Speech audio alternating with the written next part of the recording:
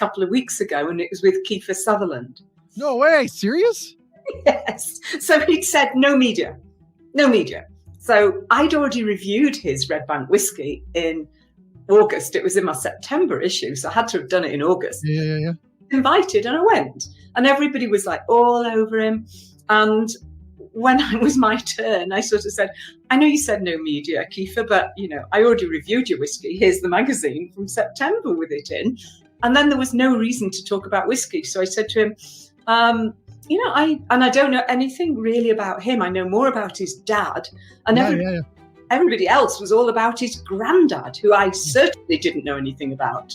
Tommy Douglas, who gave the health system to Canada, which is not from Weyburn, Saskatchewan, and there's a statue there. I mean, this is all, But then I said, I believe you're in a band.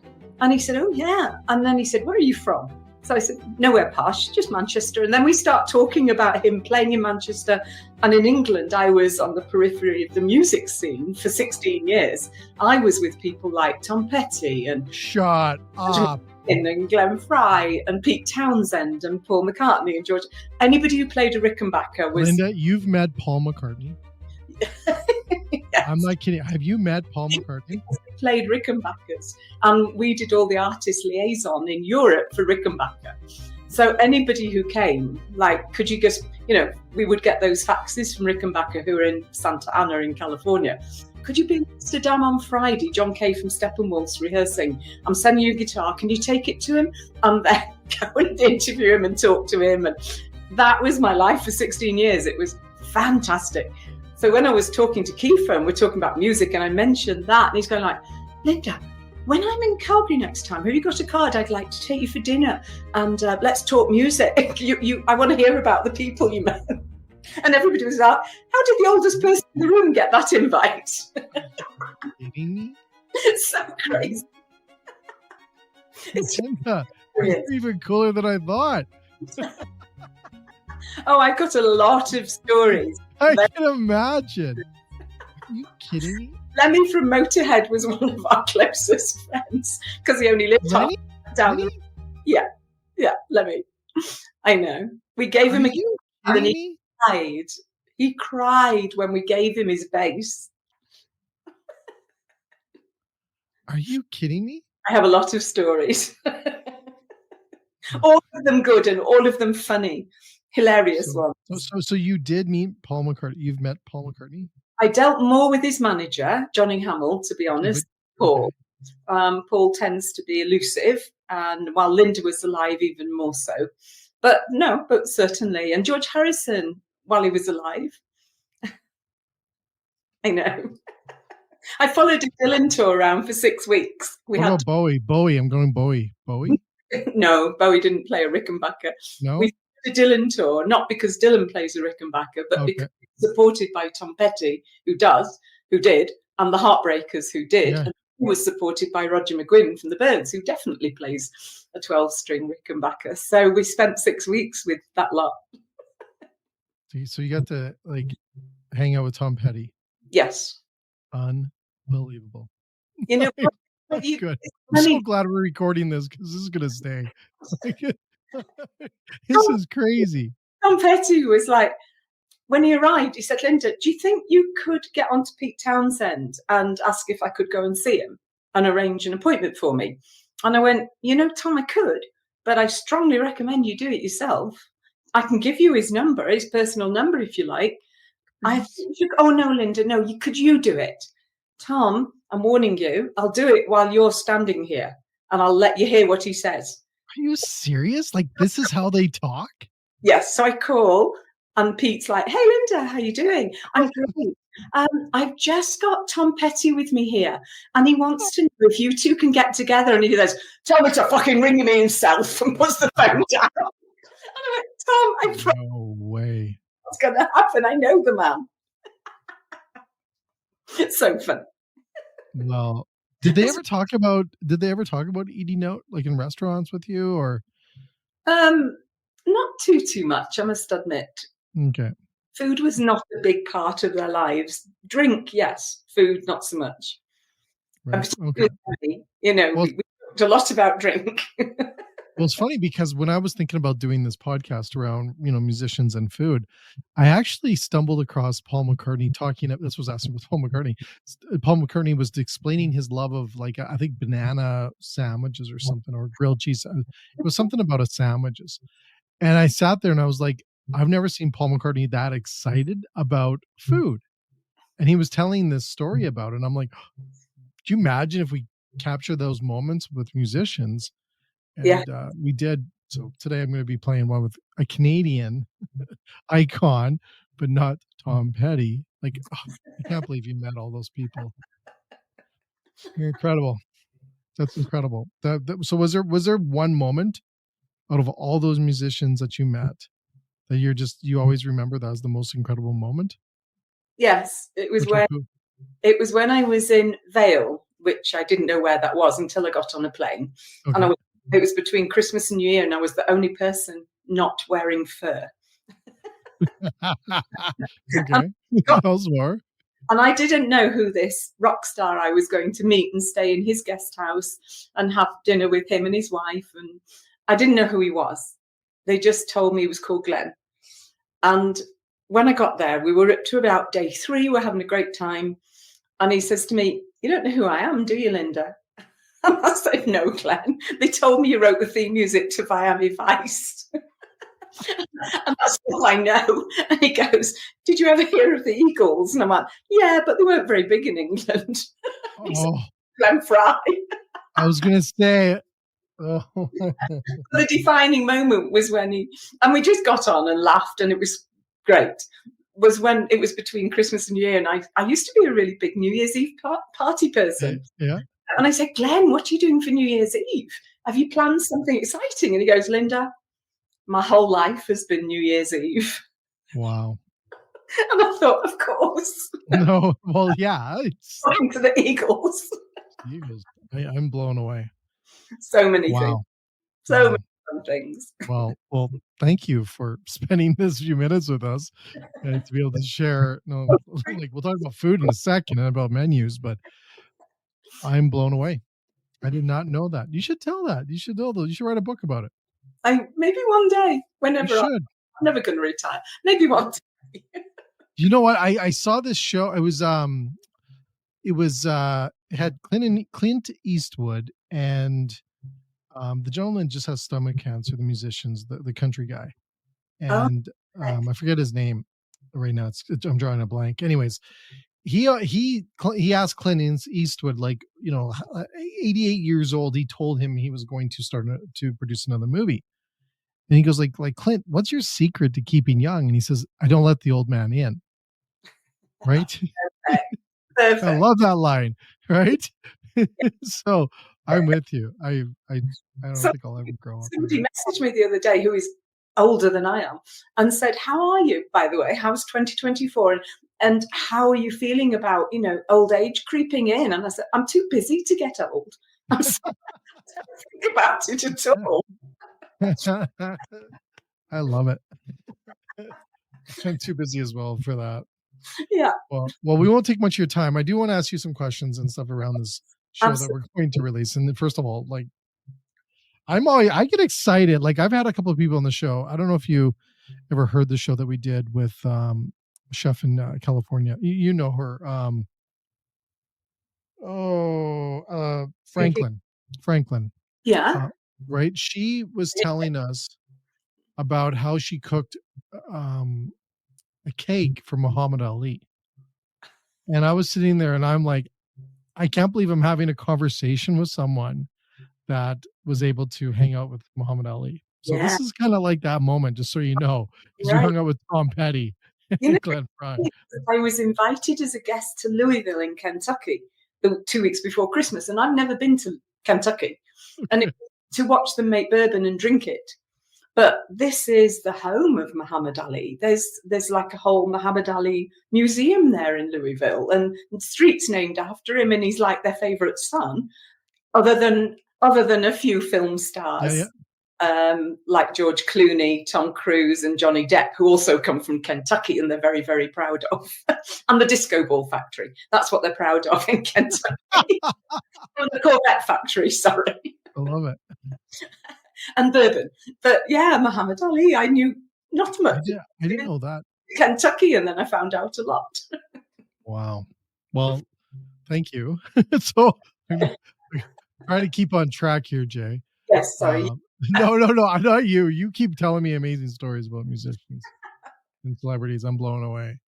Like Tom Petty. I was just listening to Tom Petty the other day going, man, we miss him. We miss his music, his creativity in the music and everything that he did. Absolutely. Like I think that every time I hear a I song. remember where I was when I heard. I was in the cab just leaving the airport in Toronto. I literally remember the corner when I heard it on the radio. Oh, I thought I couldn't believe it. Like I was like, what? yeah. It's kind of like a joke. Like I thought it was a musician playing, like, bad joke, but I just couldn't figure it out until people were texting me. I'm like, well, no way. It's an incredible loss. So, I know. anyways, Old enough. it was just like, because there's no one that replaces that. No. Like you don't see people replacing those icon musicians coming, like you just, in no disrespect to me, people that are creating music, I think are incredible today, but they don't have that legacy in a sense. And I think I remember when I was doing art, when I was selling paintings and stuff, and people were like, why aren't they buying your paintings? And my art dealer at the time was putting like $2,000 to $3,000 in a painting. She was trying to make money at it in Calgary, by the way. Oh, And she was there were like the reviews were good and everything else, but I didn't have a legacy. I didn't have that legacy that came with the artwork, or the struggle or the story behind it. I was straight out of university, and no one knew who I was, or, well, it's not really big story behind that you came from university and got same with an art dealer, right? So it really wasn't anything there. So they wouldn't sell. People are looking, they're gorgeous, but there's no story. And I find the music that we have today, the stories behind them, maybe is not as interesting, or I don't know what the word is, but just yeah. not like we've heard in the past, like Tom Petty. Like I remember watching a movie about him, and just a few of them, and how he started. They lived in a van. All these different stories you hear all the time from a lot of these rock stars that are legends. And I don't know if it's like that anymore, because you can produce it off your computer on a weekend. Isn't it? Yeah. They don't. You don't have to go through hardship to create art, No, music, or art or anything. Whereas one is, in the old days, the struggle was. It was yeah, the also, struggle. Yeah, wasn't it? That yeah. you had to go through the hard times. Although I must admit, I have a friend here, Matt Blaze, and when I talk to him, he's a singer. I met him when he was 18, Mhm. and he's probably 30 something, and he's well known in Calgary. And it is still a struggle, I suppose, for his Yeah. music. Yeah, it's probably a different struggle. It's probably more, but there's such a huge amount of content being created today when it comes to music, or whatever shows or whoever. So I'm Yeah, sure it's like that. And I know the digital world is not fun. I've heard from musicians it's very challenging. So I'm sure it's just a different challenge. But yeah, we miss those legends. I tell you, it just yeah, hits me hard. yeah. So I got to talk to you about menus now that we get into this. After I find out you're even like Just you're a enjoy. legend yourself, like it's crazy. So you write a lot about restaurants, right? Yes. You write a lot about restaurants, and I really want your take on. And we hear this a lot, and I have heard it like truckloads, all the way up to, like, even today. I heard it again about the demand for new products on a menu. People are looking for new items, and I'd like to take. I thought, no one better than Linda to tell our industry how important it is from your perspective, because I'm sure you go out a lot, you see a lot of different things. Why is it important that restaurants have new items on menus? Well, I think, and the interesting thing is there's two sides to this, of course. Oh, There's okay, good. the consumers to it, there's our side to it, Yep. and then there's the restaurant side to it as well. And I actually took the opportunity to speak to a few restaurants, knowing that we were going to be talking. Okay, did you? I did, because I wanted to know about new menu items from their side. So, I mean, for us, it's very important. If we, there's somewhere we go quite often, and then we pretty much know that menu inside out, it can get a bit stagnant, can't it? But we still want to support them, and so we're always looking for something new and exciting. Everybody loves the go-to items. Mm-hmm. They also want to try something new. So, and it was very interesting because I was chatting to a lady who's just taken over a very well-known Thai restaurant that the owner had retired from. And Mm-hmm. she was the chef, and now she's the owner, and she's taken it over. And in the process of doing that, she sort of modernized it. And the menu had 240 items on it. And she's like, there's no way I can possibly offer all of that. So she's cut it down to 54 really good menu items. And now the customers are coming in and they're saying, yes, but I only came because I wanted that dish that was on the old menu. Mm-hmm. And she's saying, that's okay. I was the chef. I can make it for you. Okay. And I'll make it for you. But it's interesting. And there's only so many items you can have realistically on a menu. Otherwise, people think, well, you can have all of these things and probably none of them are very good. If I have a small menu, I think it's all going to be good. Yeah. There's restaurants I go to that I love, and if my favorite dish isn't there on the menu, I'm like distraught. But I always want to be trying new dishes. I really do. So it is important. It is important for the guests, the customers, to keep things fresh, keep adding things. Whether that's just seasonally, because now there's different produce in season coming into spring than there was in the depth of winter. So that's an opportunity to change them. But from the restaurant's point of view, and this was so interesting, talking to 3 or 4 different restaurant owners. One of them, for instance, can I mention names or not? Yeah, absolutely. So talking to Patrick Hill at the Living Room. So they started in 2010, 2000. So they've got history behind them. And he was saying that to him, consistency is more important than new because they're very well established. So they don't want to sort of rock the boat. But the struggle is with the chefs, because by nature, chefs are creative people. Yeah. And they get they need an outlet for the creativity. Yeah. And so what they do is they have to do special features and events along certain themes, so that not only does it bring them the customers, but also it gives the chefs opportunity to get creative and experiment. They can explore new products, new combinations, new ways of cooking and preparing, which is important for a chef. Otherwise, they feel they're stagnating. So it's actually pretty important from the restaurant point of view to introduce new. They need a challenge. Staff morale, the servers, it's just same old, it's easy for them, but don't most people like a bit of a challenge, I think, as well. Do you find more restaurants, like back in the day, we used to look at every season you would change your menu. Yes. Now I'm hearing more and more restaurants. I'm actually hearing a lot, even in Calgary, changing their menus almost monthly. Do you think that's too much, or do you think that's the new world that we're in? It's so interesting. There's probably a number of reasons for this. Mostly probably because not many restaurants want to keep any inventory. Therefore, if you're buying things sort of by the day, the week, and you don't want to keep inventory, then you're going to have to get creative with what to do with them. But there is a downside as well, because if you're bringing out a new dish and you've got all those ingredients and you're making it and people don't like it or it doesn't sell, it captures imaginations, what are you going to do with all those ingredients? Because you might have brought them in specially. But it is such an interesting thing. We've got restaurants here that are literally changing the menus every week. We have a new one open, Salt and Brick, that their whole philosophy is we're changing our menu every week. Yeah. Some of the items stay. There's 3 or 4 items that they just can't take off. There'd be a mutiny. But introducing these new items.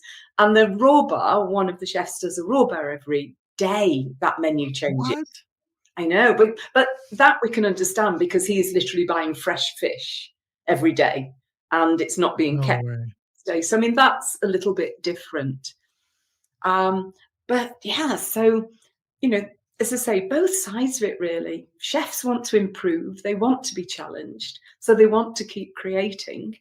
Who was it that said? Oh, it was Stephen Deere from Modern Steak who said to me, um, it's like it feels like a movie every restaurant launch. She said it's the excitement, it's the nervousness, it's everything of impossible failure, the risk, the reward, hopefully success. Yeah. But he says, what they have to think about is, who are they doing it for? Is it for the guest? Is it for the restaurant concept? Or is it their egos? And that's a good point. Is it the quality and extending the brand, or is it just hype? And these are very interesting questions that they raised. But as they said, if somebody comes in that maybe doesn't know the restaurant so well and it's a new menu item, they've actually created a regular. They've got a regular customer. Oh, that's cool. For them, it's very, very important. But I think for the customers too, as I say, there's an excitement not knowing what's going to be on the menu this week, isn't there? Do you think with the generation that a lot of restaurants are attracting now, this younger generation, are more adapted to that? Like they're more expecting that nowadays? I would definitely say so, yes. I mean, there are restaurants who've been going 37 years here and may never have changed the menu. And people, because of that. Yeah. But maybe that's the grandparents of the people who they really need to be attracting, because that generation is getting older. And yes, you do need to attract the younger people. Younger people may not be dining out so much. They may be meeting socially and snacking and drinking, but maybe not the full meal deal, at restaurants. So you do have to capture their imagination. It doesn't make a very interesting Instagram if it's the same dish over and over again either. That's absolutely true. How big do you see this? And we hear this nonstop. The customer experience right now is we're hearing this from a lot of companies out there saying that it's all about the customer experience right now. And that would tie into this new menus and changing the menu all the time. How important is that to operators right now to be giving customers that experience that is over the top? It's pretty important. It's also really hard and really expensive. But the customer wants the experience. They want something, more than just a actual meal sort of thing, or even a birthday celebration meal. They want everything else that goes along with that. I run events. I run anywhere between 5 and 15 food and wine pairing dinners a month in restaurants, which is where the magazine came from. And I've been doing it since 2005. It's an event. You're going to get a 6-course meal with 6 different wines, and you're going to hear about why they pair so well and where the wines came from and the people and the places. I don't talk about barrels and soil and all that boring stuff. And people love it because they're intelligent and they want to learn. They want to understand a little more. They want something new. They want, I did one last week and it was all boutique wineries. And one lady said, there isn't a wine on here that I've heard of. And I'm like, good. Wow. pouring you something that you've already know. The idea is that you're going to experience something new. And at the events, it gives the chefs opportunity to try new dishes because they don't have to be menu dishes. And that's what the restaurants love, because they love that creativity. They love the opportunity.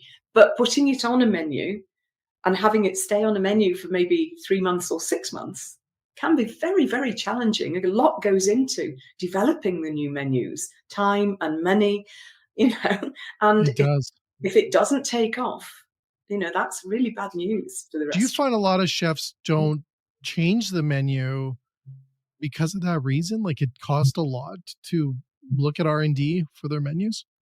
I think so, yes. Particularly the smaller ones. Yeah.